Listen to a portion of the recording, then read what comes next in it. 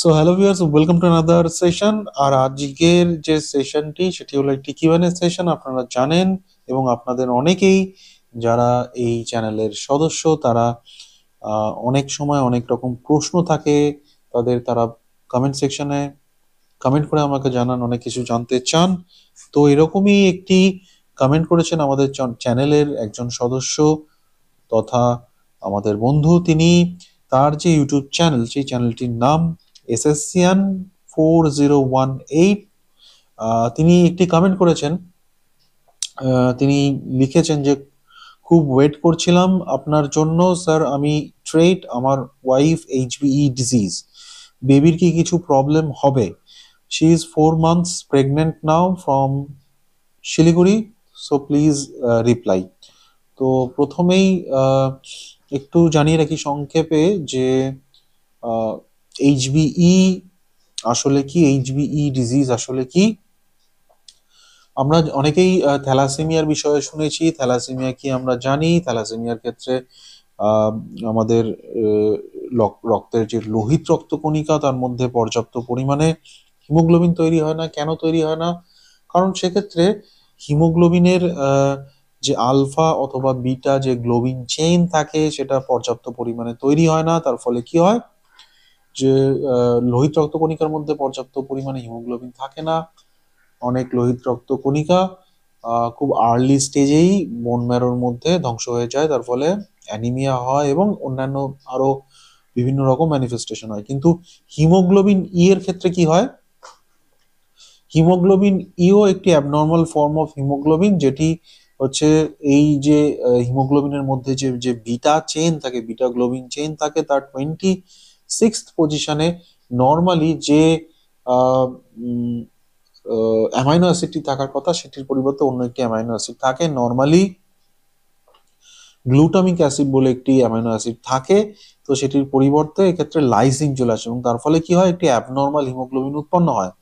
এবং এই abnormal haemoglobin উৎপন্ন হওয়ার ফলেও এক্ষেত্রে হিমোগ্লোবিন কম হতে পারে, শরীরের মধ্যে লোহিত রক্তকণিকা ভেঙে যেতে পারে, এরকম বিভিন্ন রকম সমস্যা হতে পারে। তবে সাধারণত থ্যালাসেমিয়া মেজরের ক্ষেত্রে সিমটমগুলি যতটা প্রবল হয়, হিমোগ্লোবিনের এর ক্ষেত্রে ততটা হয় না। হিমোগ্লোবিন এরও দুটি ফর্ম আছে। একটি হলো হিমোগ্লোবিন ডিজিজ, যখন ব্যক্তিটির আহ, দুটি জিনই এফেক্টেড, অর্থাৎ পিতা এবং মাতা দুজনের কাছ থেকে যে দুটি জিন পেয়েছে দুটোই এফেক্টেড, দুটোই মিউটেটেড, তখন হচ্ছে হিমোগ্লোবিন ডিজিজ হয়। আর যখন একটি এফেক্টেড হয় তখন এইচবিই ট্রেট অথবা এইচবিই ক্যারিয়ার হয়।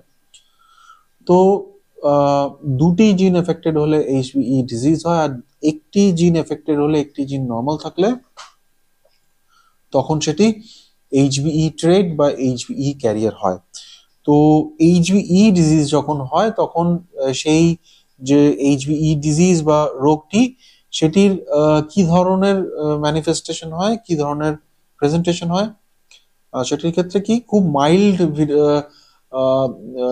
বিটা থ্যালাসেমিয়ার মতো একটা প্রেজেন্টেশন হয়, অর্থাৎ হিমোলিটিক অ্যানিমিয়া হয়, শরীরের মধ্যে রক্ত ভাঙে এবং হিমোগ্লোবিন কমতে পারে। তবে বিটা থ্যালাসেমিয়া মেজরের ক্ষেত্রে যেরকম হিমোগ্লোবিন অনেক কমে যেতে পারে, অর্থাৎ 6 বা তার কমে চলে আসতে পারে, ইউজুয়ালি এইচবিই ডিজিজের ক্ষেত্রে অতটা কমে না। হিমোগ্লোবিন 7-8 এই রেঞ্জে থাকে এবং অনেকের ক্ষেত্রে তাতে তাদের সারা জীবনে তাদের যে নর্মাল অ্যাক্টিভিটিস তাতে খুব বেশি সমস্যা হয় না। আর এইচবিই ট্রেড বা কেরিয়ার যখন হয় তখন অনেক ক্ষেত্রে কেউ যে কেরিয়ার সেটা বোঝাই যায় না। অনেকের ক্ষেত্রে কোনো সিমটমই থাকে না, আবার কারোর ক্ষেত্রে খুব সামান্য অ্যানিমিয়ার মতো লক্ষণ থাকতে পারে। সুতরাং এইচবিই ডিজিজ হলে সেক্ষেত্রে মাইল্ড থ্যালাসেমিয়ার মতো ফিচার্স থাকে, আর এইচবিই ট্রেড বা কেরিয়ার হলে ম্যাক্সিমাম ক্ষেত্রেই কোনো সিমটম থাকে না, বোঝা যায় না, আবার থাকলেও খুব সামান্য সিমটম থাকে।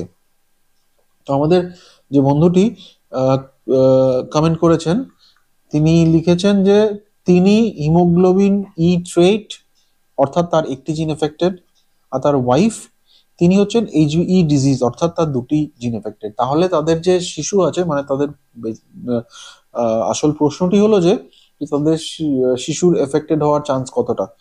আহ, যেহেতু হাজবেন্ডের ক্ষেত্রে হাজবেন্ড হচ্ছেন এইচবিই ট্রেট, অর্থাৎ তার দুটি জিনের মধ্যে একটি এফেক্টেড এবং একটি নর্মাল।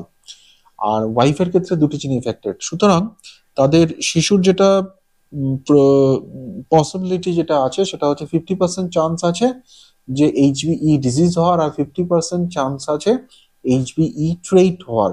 সুতরাং শিশুর যদি এইচবিই ডিজিজ হয় তাহলে তার লক্ষণ তার মায়ের মতো, মা যেহেতু এইচবিই ডিজিজ তার মতোই হবে ধরে নেওয়া যায়।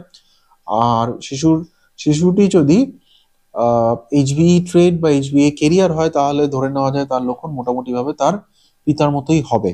সুতরাং আশা করব আপনি বুঝতে পারছেন। তবে এইচবিই ডিজিজ হলেও সেক্ষেত্রে যে অ্যানিমিয়া হয় বা এইচবিই ডিজিজের ক্ষেত্রে যে ধরনের ফিচার্স থাকে মোটামুটি ভাবে দেখা যায় যে সেটি একটি মাইল্ড থ্যালাসেমিয়ার মতো হয়। মাঝে মধ্যে কখনো ব্লাড ট্রান্সফিউশনের প্রয়োজন হয়, আবার অনেকের ক্ষেত্রে কখনো কোনো ব্লাড ট্রান্সফিউশনের প্রয়োজন হয় না।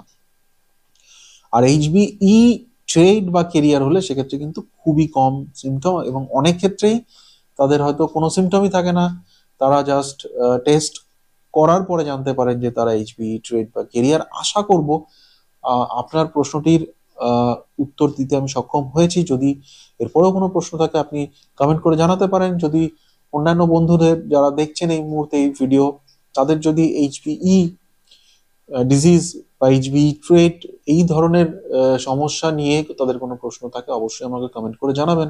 পরবর্তী আবার কোনো লাইভ সেশনে আসবো, তখন আমি আবার সেই বিষয়ে আলোচনা করব, বা অন্য কোনো ব্লগে আমি সেই বিষয়ে আলোচনা করব। আর যারা এই মুহূর্তে আমার চ্যানেলটি নতুন দেখছেন তাদেরকে বলবো এই ধরনের যদি স্বাস্থ্য বিষয়ক আলোচনা আপনি পছন্দ করেন তো আপনি আমার চ্যানেলটি সাবস্ক্রাইব করতে পারেন। ভিডিওটি ভালো লাগলে একটি লাইক দিতে বলবেন না। যদি মনে হয় ভিডিওটি অন্য কারোর কোনো প্রয়োজনে আসতে পারে তাহলে ভিডিওটি আপনি সোশ্যাল মিডিয়াতে শেয়ারও করতে পারেন। Till then take care and stay fit, be healthy. Thank you.